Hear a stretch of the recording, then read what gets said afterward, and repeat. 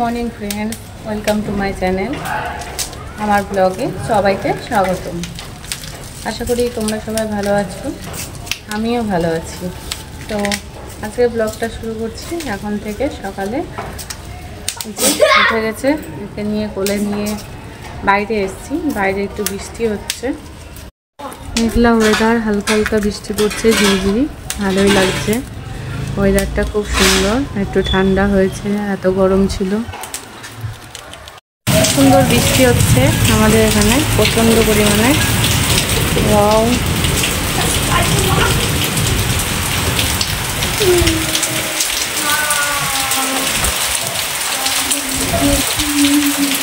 ভালোই লাগছে। তারপরে আমার আমাজন থেকে কিছু ডেলিভারি ছিল, সেই ডেলিভারিগুলো আসলো।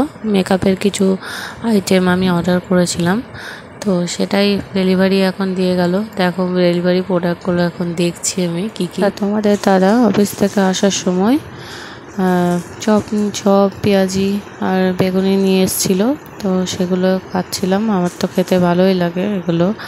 তার সাথে মুড়ি মাখা হয়েছিল বেগুনি দিয়ে, তো সবাই মিলে খাচ্ছি।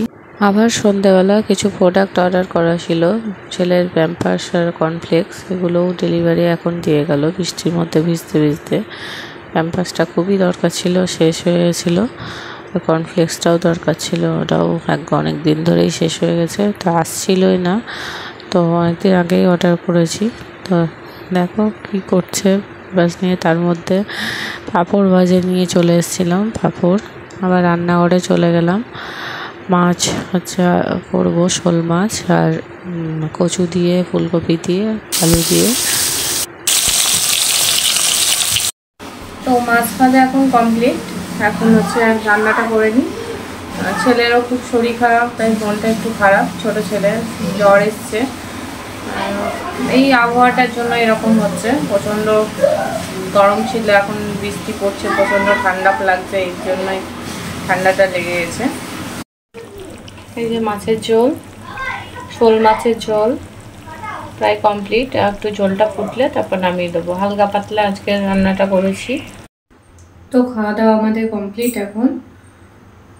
তো এখন হচ্ছে শুয়ে পড়বো।